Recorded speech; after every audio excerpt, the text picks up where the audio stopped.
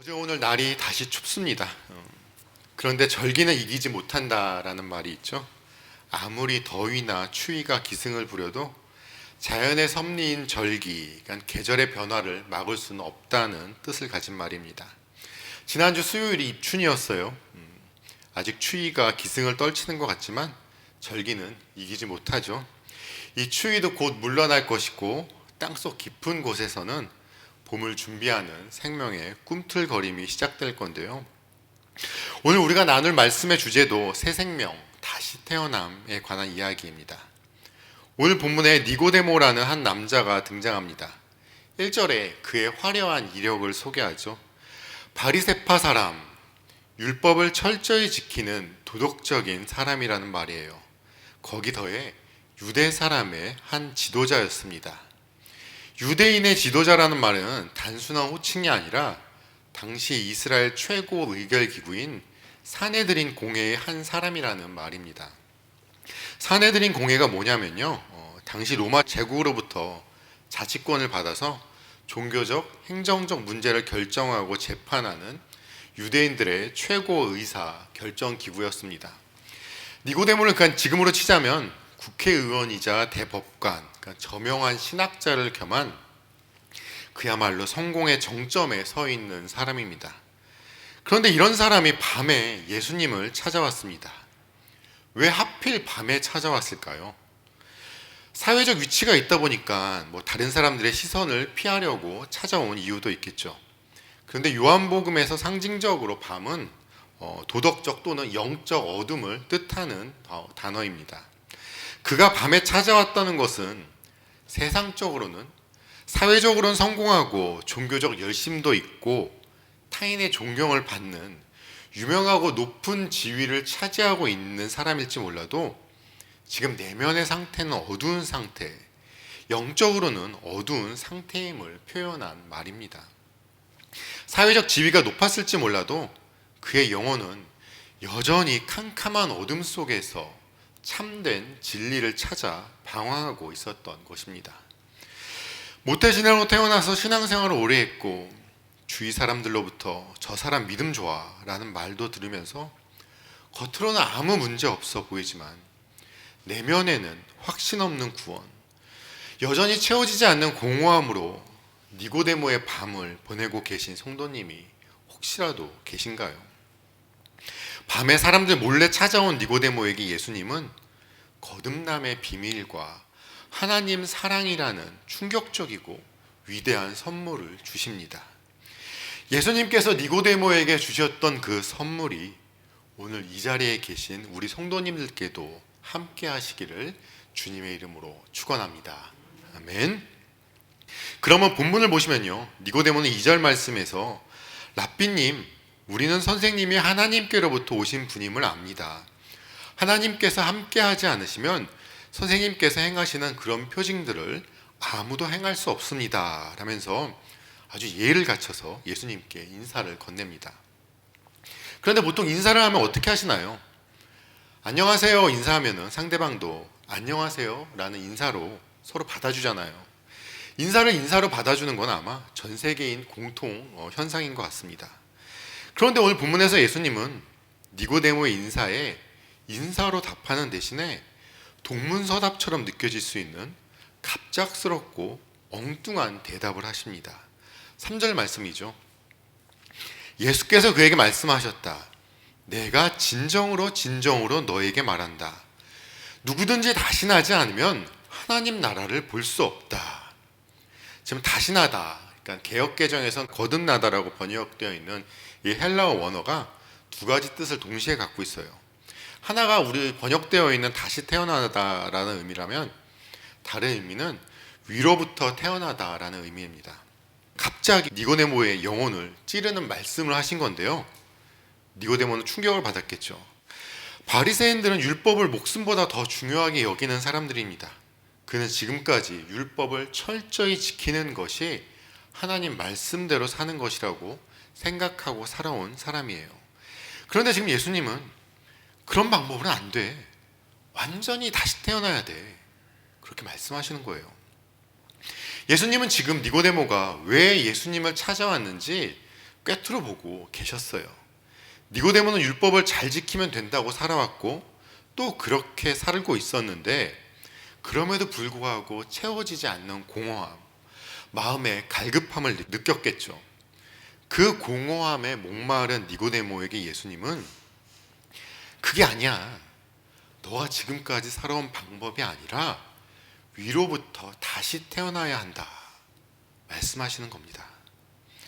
기초가 무너져 있는 집을 새롭게 페인트 칠한다고 그 집이 새 집이 되나요? 아니죠. 기초가 무너져 있으면 집은 허물고 기초부터 다시 지어야 합니다. 죄로 인해 죽어버렸던 우리의 영혼은 수리가 필요한 것이 아니라 생명이 필요한 것이죠.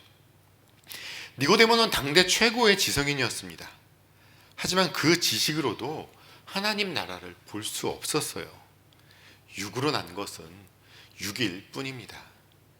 성도님들이 모태신앙이든 직분이 무엇이든 그것은 육적인 조건입니다. 위로부터 하나님으로부터 오는 새 생명을 얻지 못하면 우리는 여전히 영적인 맹인 상태에 머물고 있는 것입니다. 사랑하는 우리 마지립교회 성도님들께서는 거듭나셨나요?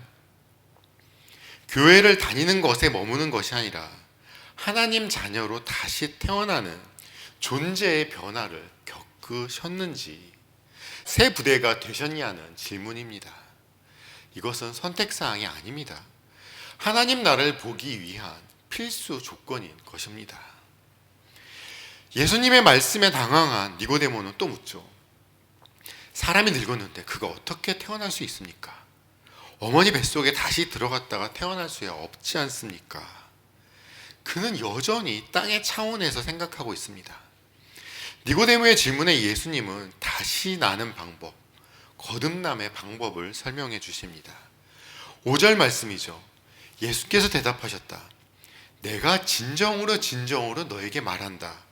누구든지 물과 성령으로 나지 아니하면 하나님 나라에 들어갈 수 없다. 에스겔 36장 25, 26절에 나온 약속의 말씀을 하신 것인데요.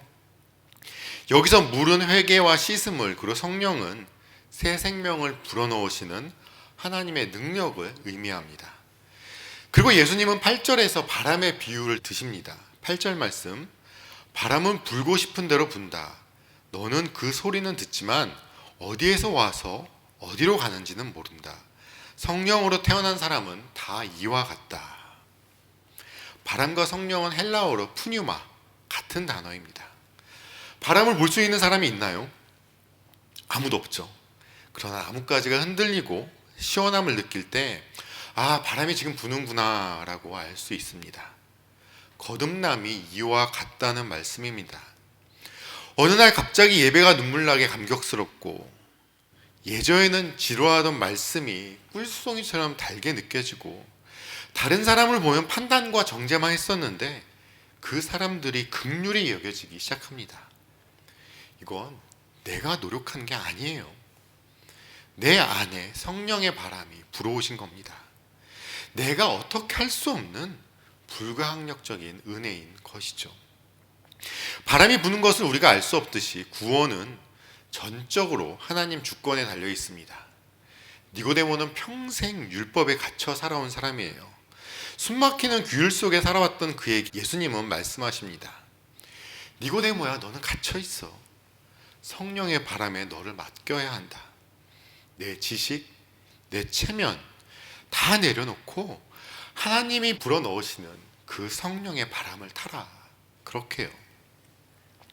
혹시라도 신앙생활이 의무감으로 굳어서 답답하신 분이 계신다면, 내 힘으로 믿으려 애쓰고 계신 분이 있으시다면 내 힘을 빼셔야 합니다. 돛담배가 돛을 올리고 바람을 기다리듯이 성령님께 우리 성도님들 마음을 여시고 성령의 바람이 불어오길 기다리십시오. 그때 생각으로는 도저히 이해할 수 없는 신비로운 역사가 그래야 시작이 되는 것입니다. 여전히 어떻게 이런 일이 있을 수 있습니까? 라고 묻는 니고데모에게 예수님은 이제 구약의 한 사건을 꺼내시죠. 14, 15절 말씀입니다. 모세가 광야에서 뱀을 든 것 같이 인자도 들려야 한다. 그것은 그를 믿는 사람마다 영생을 얻게 하려는 것이다. 민수기 21장에 기록된 사건이죠. 광야에서 이스라엘 백성이 불평하다가 불뱀에 물려 죽어갈 때 하나님은 모세에게 놋뱀을 만들어서 장대 위에 달라고 하셨습니다. 그리고 누구든지 쳐다보는 자는 살 것이다 라고 말씀하셨어요. 독을 제거하는 약을 주신 것도 아니고 뱀을 없애주신 것도 아니에요. 그저 흉측한 놋뱀을 쳐다보는 단순한 믿음의 행위만을 요구하셨습니다. 그렇다면 왜 민수기에서 놋뱀을 만들어 달고 바라보라고 하셨을까요? 문제의 원인, 죄를 외면하지 말고 직면하라는 메시지입니다. 이 장면에서 약을 바르거나 주문을 외우거나 어떤 행동을 반복했던 것이 아니에요. 그저 쳐다본다는 단순한 행위, 하나님 말씀을 신뢰하는 믿음의 응답을 요구하신 것입니다. 저걸 보면 산다. 이 말씀이 도저히 이성적으로는 설명되지 않아도 그 말씀을 믿고 바라본 사람은 살았습니다. 이것은 인간의 공로를 철저히 배제한 것입니다. 놋뱀 사건에서 인간이 기여한 것은 전혀 없습니다. 싸운 것도 아니고 독을 빼낸 것도 아니고 뱀을 죽인 것도 아닙니다. 오직 하나님께서 준비하신 구원의 방식을 받아들인 것, 그거 하나밖에 없습니다. 예수님은 지금 자신을 놋뱀에 비유하십니다. 놋뱀은 죄의 형상, 장대에 달림은 저주를 짊어지신 모습, 쳐다보면 믿음으로 의탁함을 상징합니다. 예수님은 니고데모에게 니고데모야, 너희가 율법을 지켜서 구원받는 것이 아니야. 불뱀에 물린 자가 해독제를 만들어 먹어서 살아난 게 아니라 그저 장대에 달린 놋뱀을 쳐다보면 살았다. 그것처럼 나 예수가 십자가라는 장대에 높이 매달릴 것이다. 너는 너의 지식, 너의 의로움을 내려놓고 그저 십자가에 달린 나를 바라보기만 하면 된다. 단지 그것이 거듭남이다. 이렇게 말씀해 주시는 겁니다. 거듭남은 복잡한 신학이나 율법, 사람의 행위에서 나올 수 있는 것이 아닙니다. 나의 죄 없음을 주장하는 것이 아니라 오직 십자가에 달리신 예수님을 그저 믿음의 눈으로 바라보는 것입니다. 요한복음 3장 16절은 성경 전체를 요약하는 구절이자 복음의 심장이라고 말할 수 있습니다. 16절 말씀이죠. 다시 한번 한 목소리로 함께 봉독해 올리겠습니다. 하나님께서 세상을 이처럼 사랑하셔서 외아들을 주셨으니 이는 그를 믿는 사람마다 멸망하지 않고 영생을 얻게 하려는 것이다. 아멘. 하나님께서, 구원의 주체는 우리의 노력이 아니라 하나님이십니다. 세상을, 여기서 세상은 그저 아름다운 자연이 아닙니다. 하나님을 거역하고 등 돌리고 캄캄한 밤속에 있는 죄인들, 바로 저와 성도님들입니다. 전혀 사랑받을 자격 없는 대상을 하나님은 사랑하셨습니다. 이처럼 사랑하셔서 말로만 아니라 그저 말로 표현할 수 없을 정도의 사랑, 외아들을 주셨으니 하나밖에 없는 아들, 하나님의 전부를 내어 주시기까지 우리를 사랑하셨습니다. 여기서 주셨다는 말은 죽음으로 내어 주셨다는 뜻입니다.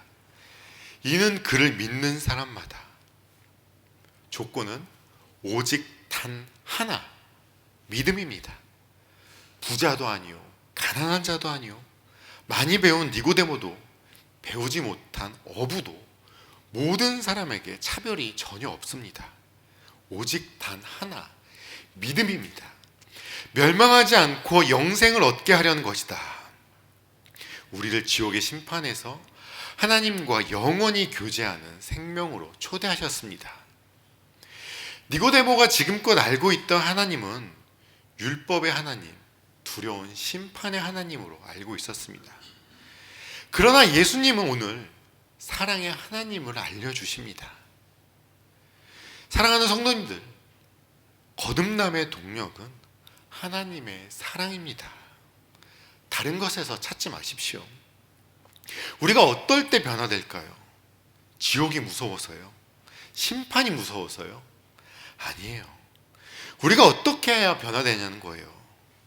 바로 십자가에서 확증된 하나님의 한없는 사랑, 아들을 죽이기까지 나를 포기하지 않은 그 사랑에 우리가 압도될 때 우리는 비로소 옛사람을 버리고 새 사람으로 다시 태어나게 되는 것입니다. 말씀을 맺겠습니다. 밤에 몰래 예수님을 찾아왔던 니고데모는 그 후에 어떻게 되었을까요? 나중에 7장 50절 51절 말씀을 보시면 그는 동료 의원들 앞에서 예수님을 변호합니다. 그리고 또 19장 39절도 보시면 예수님께서 십자가에 돌아가셨을 때 니고데모는 몰약에 침향 섞은 100근쯤 가져와서 예수님 장례를 치릅니다. 그는 더 이상 숨지 않았습니다. 대낮에 모두가 예수님을 버리고 도망갔을 때 그는 자신의 지위와 목숨을 걸고 예수님의 시신을 수습합니다.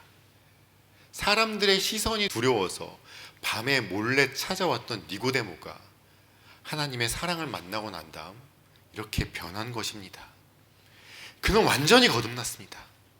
어둠의 자식에서 빛의 자녀가 되었습니다. 무엇이 그를 바꿨냐는 것이죠.